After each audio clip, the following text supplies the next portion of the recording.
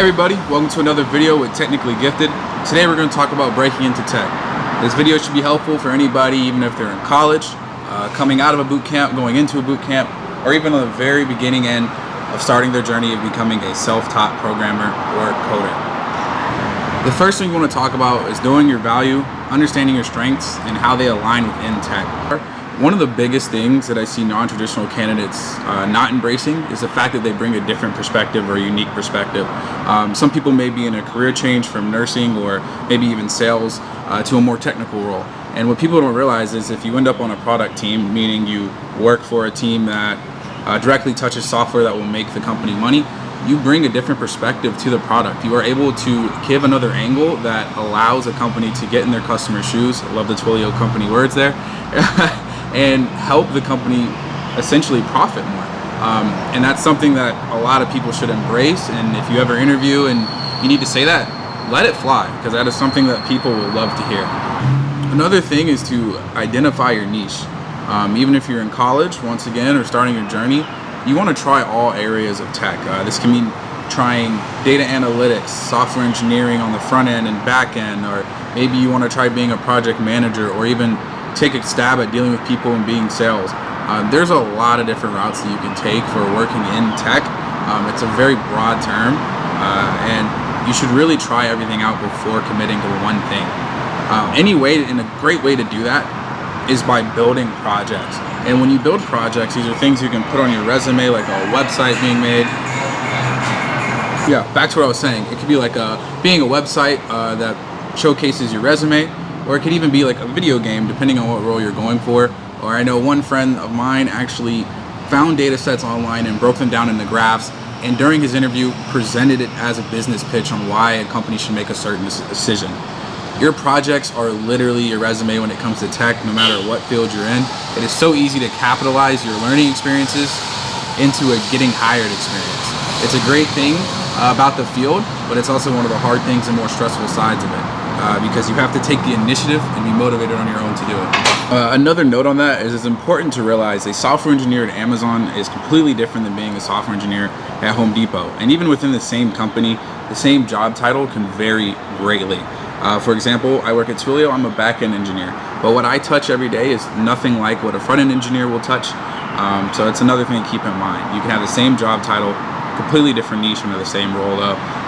And we will get into that in future videos. Next, I really hate to throw out any cliches, but you really want to embrace the suck. After you've kind of found your niche and your little section that you want it to do, you found your strengths and how they align within the tech space, you want to be able to say, look, I'm going to do this thing no matter what, because there will be a lot of doors closed in your face. I've interviewed with a lot of companies for internships, for new grad roles, been told no a million times, had a few yeses, and those yeses ended up being great experiences. And it's going to be the same for everybody. It's very rare that people interview for one or two companies and will get those job offers. It's a very competitive field, especially the lower level role you are, because there's such a big field of candidates. But with that being said, there's also a lacking field of desirable candidates for these companies. So if you really put in the work, you can take advantage of it. And a lasting note on that is understanding that every interview is a learning experience. A great thing about tech is a lot of these companies will interview you over and over and over again until you get hired. For example, I've failed with Google 4 times now through internships and new grad roles and junior developer roles. And every time the recruiter says, hey, we'll hit you up in 6 months and you're going to come back and interview for us, just keep practicing. And that is something I love about the tech space, is you get as many chances as it takes, because everybody understands it's a learning experience. It takes time to build up those skills. And what you may not know one day, you can know the next. It's an amazing field in that way, that you bring to the table what's in your mind, no other tools. You're almost a construction worker building a home, but rather than a home, you're building software, and that's the cool part about it. Following this up, your experience is king. So don't get too caught up when you interview for internships and new grad roles that you have to get it in order to move on to the next step. Personally, for me, like I've mentioned before, I actually didn't get an internship that was paid or for any company that interviewed me. What I ended up having to do was go down to my local county office, their IT department, and knock on some doors and volunteer. And what that did was giving me a lot of one-on-one experience, but also showed that I had initiative. So these people invested in me. I didn't get paid, but a lot of the things they told me and taught me carried forward and allowed me to get into the role that I am today. And once you get experience to a certain point, everyone kind of shies away from your education or wherever you started in tech. While some companies may look for it and may want it, there's also a lot of companies that say, cool, your experience and your projects jump off the charts. We don't care where you came from or where you learned, because you obviously are motivated, a self-starter, and can really learn anything on your own. And those are great traits that any company would be dumb to deny any candidate that has those or possesses those skills. Now, obviously, once you get these skills, you want to showcase them somewhere. The most common place for developers or anybody within the tech space to have a cool website. You can host them for free at GitHub with GitHub Pages.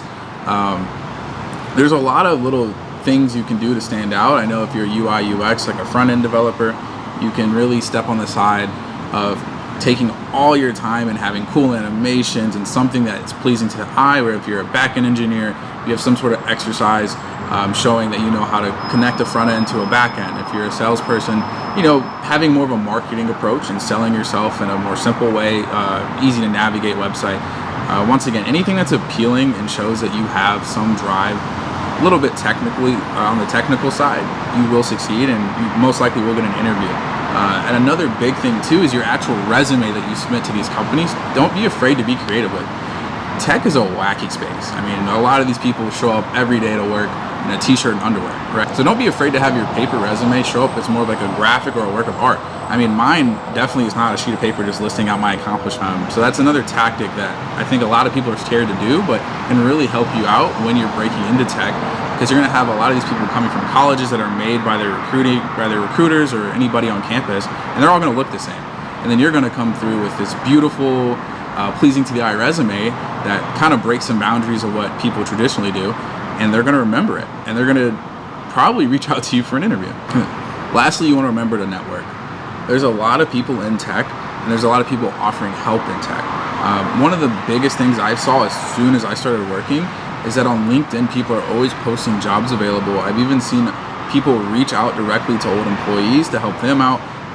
It's something that if you leave a lasting impression on even an interviewer, it may open a door down the line that you never knew was there. And certainly that's happened for me. It's happened for other friends in the space as well.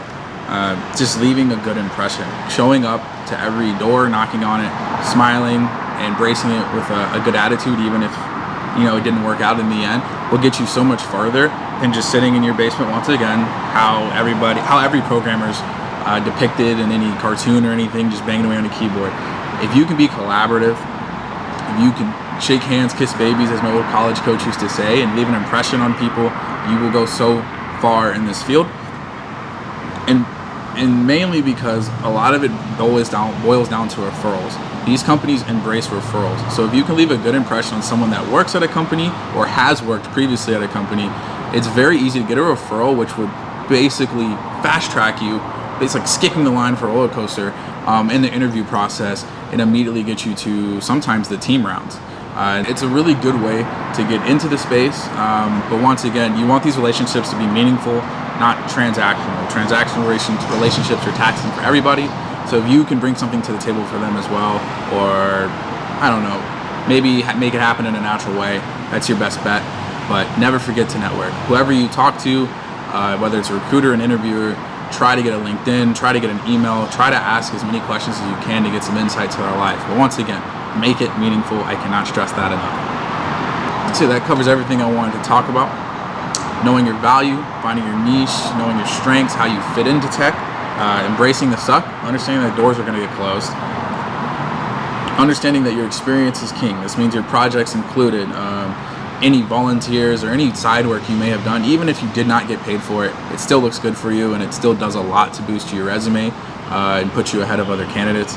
And as well as networking. You can never network enough. I think that's relevant for every field, so I think everybody knew it was coming. But yeah, thank you for watching. Please comment, like, and subscribe, and please be tuned for further videos as we dive deeper into this.